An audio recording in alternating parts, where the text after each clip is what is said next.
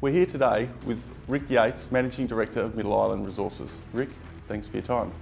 Pleasure. Are you able to explain some of the background of Middle Island? Yes, indeed, David. It's Middle Island was listed in late 2010, and with a focus very much at that time on West Africa. And we identified resources and made some significant discoveries on our projects in West Africa, but market circumstances changed to some extent, and we shrunk our activities over there in response to that. And we're very much focused on a project called Rio in Burkina Faso, and another project in Niger that surrounded the Samira Hill gold operation. We approached the then owner of Samira Hill, being Semifo, to acquire that project, and regrettably the government intervened and cruelled that deal, and then proceeded to expropriate our resources adjacent to that mill. And so as a consequence, we wanted to mitigate shareholder exposure to sovereign risk, and we refocused back in Australia at that time.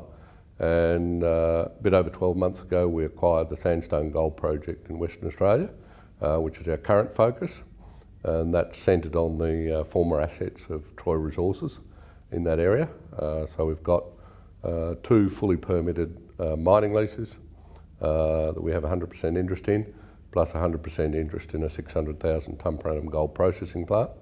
And we've recently acquired or executed a couple of option agreements over adjacent resources and exploration potential to consolidate that project. A very prolific area for gold? Certainly a very prolific area for gold. Sandstone is known as a high-grade field, and certainly a very well-known nugget field. So in fact we have recently executed a tribute agreement with a prospector who is finding significant nugget gold on the project. However, that's not our focus. It's beer money, not a lot more, but we are very much focused on recommissioning that operation and extending and enhancing the production profile for that operation. And some of the recent milestones of the company? Look, I guess we completed a PFS back in December last year, so quite soon after we acquired the project, and we put together 2 to 3 years of reserves, or inventory we'll call them at the moment, inventory, and completed a PFS study. Some of those elements were to a BFS level, but the remainder to sort of PFS level. It became apparent that while the project worked on an operating basis, once you brought the capital to account, and I'm talking about the refurbishment costs, plus pre-production mining, contractor mobilisation and so on, that the project didn't quite cut it. So rather than proceed with what was then a marginal project in the hope of generating cash flow to extend and enhance the production profile, we elected to extend and enhance the production profile before committing to a recommissioning decision. So the last 12 months really has been about back to the drill bit, and we've completed a number of drilling programs, several of them very successful, and we've just completed another 4 for which results are pending.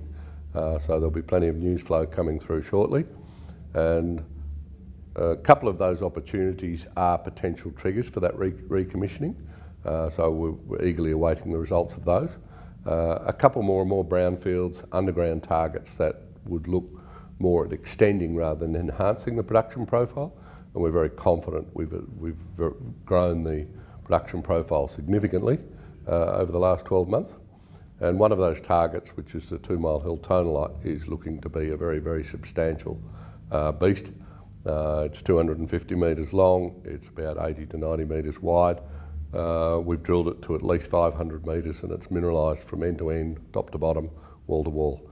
And so we put out a 415 metre drill intercept a couple of months ago, and one of the drilling programs we've just completed involves extending that hole.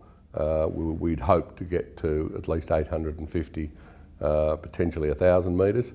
Unfortunately, we ran out into the hanging wall at about 740 metres, but very strong mineralisation within the tonalite before we did so. So, you know, certainly very encouraged by that. But it's underground bulk mining by definition. It's extending the production profile rather than enhancing it.